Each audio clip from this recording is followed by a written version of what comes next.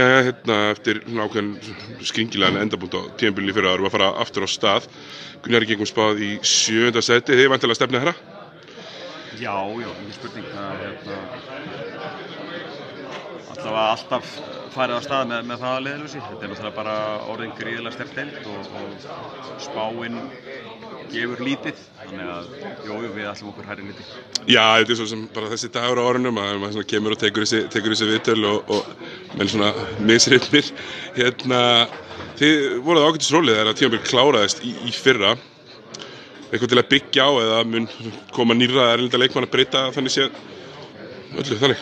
Já, góð pæling sko. Það er náttúrulega liðið okkar töluvert breytt. Það eru 6 leikmenn eftir úr 12 mánuðum frá síðasta tímabili, þannig að eðlilega kannski erfitt að segja að við byggjum eitthvað á því sem slíku og sama náttúrulega gildir ansi víða. Það eru töluverðar breytingar á mörgum hópum, þannig að við tökum bara svona jákvæða úr því sem við fórum með svona í seinni hluta síðasta vetrar, en þetta er svona bara ákveðin núllpunktur og ég bara til eitthvað því að þetta er mjög sterk deild og ég sé ekki fyrir mér að mjög erfitt að spá sjálfur bara röðina, þannig að það er einhver leikir sem verður að gefa sér þessi deild og maður veit alveg sem að það eru fáránlega mörg lið á Íslandi sem að vilja verða Íslandsmeistarar. Samanborið við bara aðra deildir út í Evrópu þá eru bara með mjög mörg lið hér sem gera tilkall.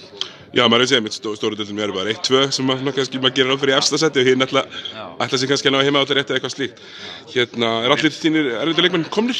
Já, við erum með alla á klakanum og vera svona smá meiðslavesen á okkur en svo sem ekki á erlendu leikmönnum, þeir eru allir frískir eins og staðir í dag og vera smá meiðsli í hópnum. Við hefum ekki náð að tefla fram okkar fulla hópi í þessum æfingarleikjum, en það er bara búið að vera öðru í þessi undirbúningstímabili, ábyggilega helmingi færri leikir heldur en á venjulegu undirbúningstímabili og erlendir leikmenn hjá okkur og öðrum liðum margir verið að koma mun seinna inn en vanalega, þannig það er náttúrulega bara partur af ástandinu.